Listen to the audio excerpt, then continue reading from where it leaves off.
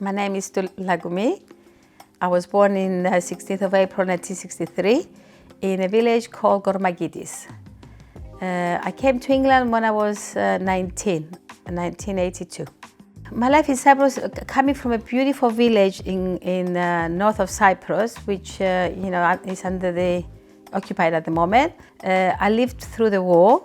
In 1974, we had to leave the village, and we're a young family as well. It was like, I was the oldest one, which I was only about 12. With all of us, with 3 sisters and 1 brother. I remember saying goodbye to my best friend, and she was left behind, and all my school friends, and I was like going with my family. People had a choice to either leave or stay. If you stay, you live under the Turkish rule. If you leave, you're a refugee. Main goal and the main ambition was education. Had to get educated, and I had to get a life. England for us was a country of prosperity. I wanted to come to England to study. I wanted to come to England to open my wings and fly. I really loved England. I did come to England, and my mum and dad, obviously, they didn't have enough money for me to study and go to college. My dad, because he came from a village and he was very strict and whatever, the thought of me being in England and not being under his control, it was a nightmare. So, no, you're coming back. So I was like, went back to Cyprus and I got a job.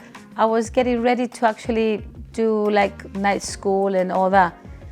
And then obviously the family, typically as they normally do, while you're having all these dreams, they're planning how to marry you off. And I remember going to church on Christmas night, and they said to me, oh, there's this guy from England, and he's really, he's got his own shop and he's got his own restaurant. And I thought, I don't want to get married like this. And I really went home crying. And they came on Christmas Day at the house, and we put and my mom, I remember my mom a couple of hours before said to me, listen, if you don't want to, just say no. See him. You might, just let it happen. If it doesn't, it doesn't. I'm not going to let anybody force you to do anything.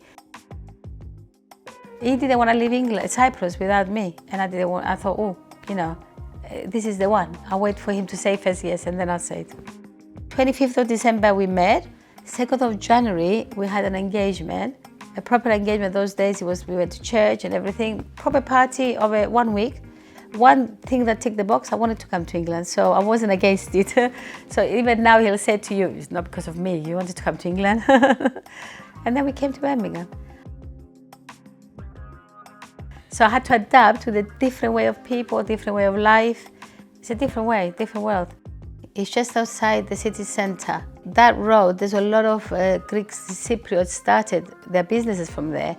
So I believe it was more of the base for the Greek community. A lot of my friends were Pakistani, Indian and Jamaican, yeah. They're more open to making relationships and whatever, and their house was open to mine as mine was open to them. I'm an active member of the community, and I'm proud to say that I do actually feel that they love me as much as I love them. I always worked with Joe. When I came, they had a coffee bar, a Greek coffee bar there, and it was our restaurant, and it was like for 4 years there. We show our love with food, we show our sadness with food, we show how depressed we are with food, everything, and it was all the same. And I know it's Chicken Joe's and his name is everywhere. Not only was my idea, I had to talk him into it. It was all me, all full production line, it was there. I was producing the chicken in the night when I put the kids to bed, and now we actually do 2,000 products plus. How does it feel to work with my husband and my children? And very difficult to have a family business and to be a mother and to wear one hat. Which hat are you wearing? The boss, the director, or the mother, or the wife? Women in my family is the proper expression that when you head, that the man is the head, but the woman is the neck, and they definitely make the head go around.